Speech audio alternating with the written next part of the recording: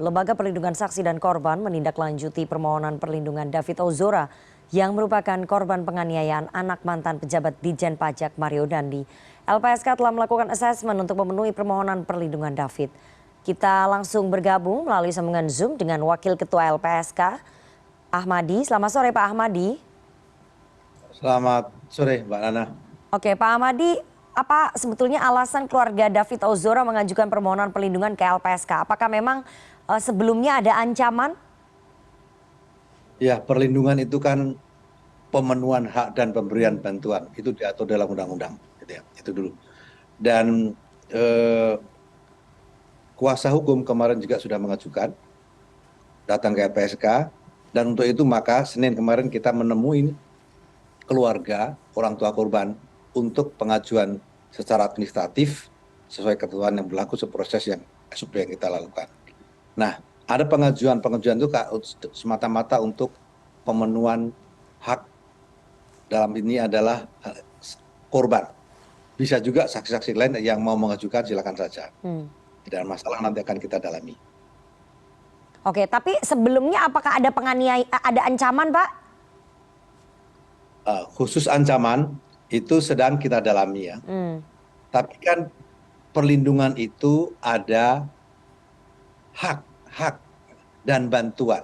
Bantuan itu bisa medis, psikologis, psikososial. Jadi ada hak. Selain hak dalam rangka proses penegakan hukum, proses penegakan hukum yang kita sebut dengan hak prosedural dan sebagainya, ada juga hak-hak yang perlu diberikan atau merupakan hak daripada korban. Bantuan medis, psikologis maupun psikososial itu bisa diberikan oleh LPSK. Oke, dari proses termasuk juga sebenarnya ada hak korban itu bisa memperoleh restitusi. Oke, nanti saya akan bahas soal itu. Dari proses asesmen yang dilakukan LPSK, apakah kemudian David sudah memenuhi persyaratan begitu, Pak? Ya, tim masih terus melakukan asesmen untuk itu.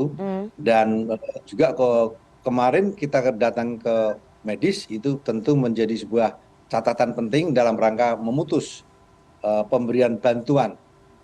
Dan medis psikologisnya seperti apa.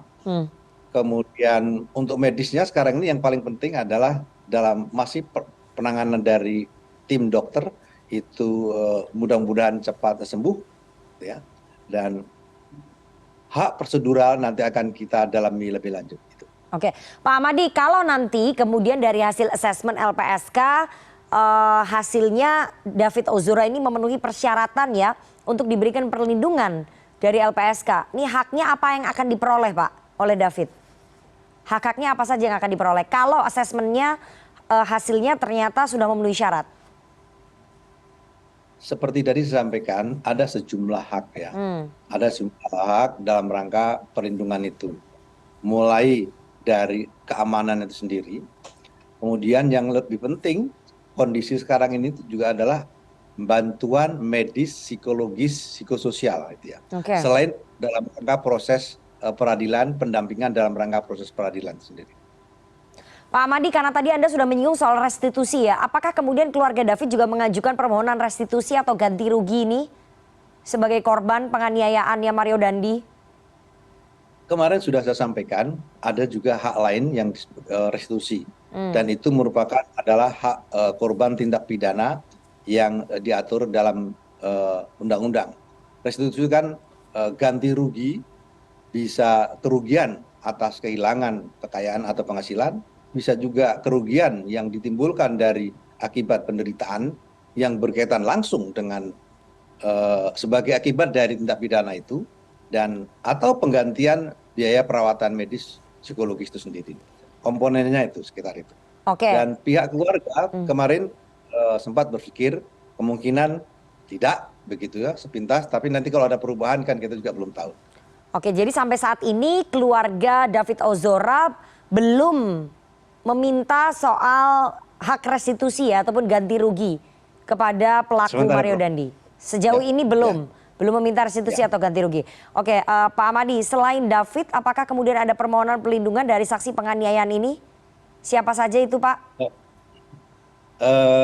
Beberapa hari yang lalu dari kuasa hukum korban yang juga datang ke LPSK rencananya akan mengajukan permohonan perlindungan bagi saksi-saksi. Namun demikian hingga sore ini gitu ya, kita belum menerima kelengkapan dan itu akan kita terus koordinasikan dengan kuasa hukum dari LBH Gip Ansor yang sudah datang ke LPSK. Oke, tapi untuk saksi-saksinya ini siapa Pak yang mengajukan perlindungan ke LPSK? Ya, itu tadi kan saya sampaikan belum disampaikan kepada LPSK. Saya Oke. belum bisa menyebut. Ya. Dari pihak anak perempuan inisialnya AG, apakah juga mengajukan perlindungan ke LPSK?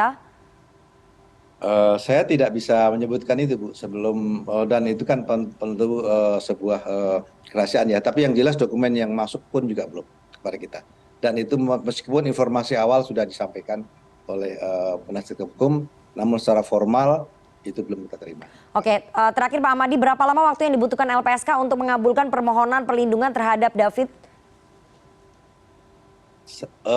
Bisa saja cepat gitu, tidak ada masalah gitu ya. Dan itu tergantung juga dokumen-dokumen kelengkapan dan itu sudah kita terima, kemarin sudah asesmen maksimal itu bisa 7 hari itu pun bisa gitu ya. 7 hari pun bisa akan kita segera kita putuskan dalam rangka pemberian bantuan itu. Baik. Kalau belum nanti bisa kita perpanjang sampai 30 hari kalau belum cukup. Oke, baik. Terima kasih Wakil Ketua LPSK Pak Amadi atas waktunya kepada CNN Indonesia Newsroom pada sore hari ini. Sehat selalu Pak Amadi. Terima kasih. Selamat sore.